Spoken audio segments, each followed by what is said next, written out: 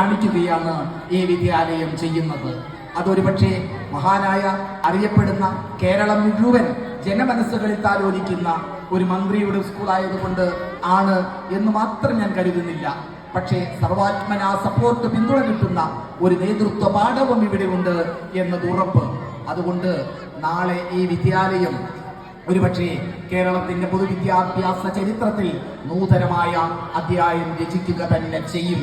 അതുകൊണ്ട് പറയാനുള്ളത് ഇത്രമാത്രം: നിങ്ങളുടെ കുട്ടികളെയെല്ലാം, പരിസരത്തുള്ള മക്കളെയെല്ലാം അൺഎയ്ഡഡ് വിദ്യാലയത്തെ വെല്ലുന്ന കാഴ്ചപ്പാടുള്ള, ആശയങ്ങളുള്ള, പ്രായോഗികമായ ചില നിലപാടുകളുള്ള ഈ വിദ്യാലയത്തിൽ അയക്കണം.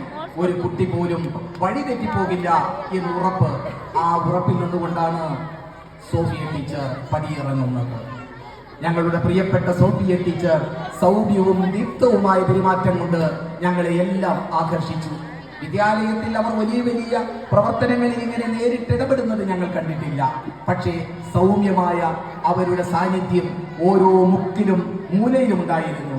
അതുകൊണ്ട് അറബിക് കോംപ്ലക്സുകളൊക്കെ നടക്കുമ്പോൾ സോഫി ടീച്ചറോട് ഞങ്ങൾ പറയാറുണ്ട്, ടീച്ചർ, നിങ്ങളെപ്പോലെ ഞാനും മാർച്ച് 31 പടിയിറങ്ങും.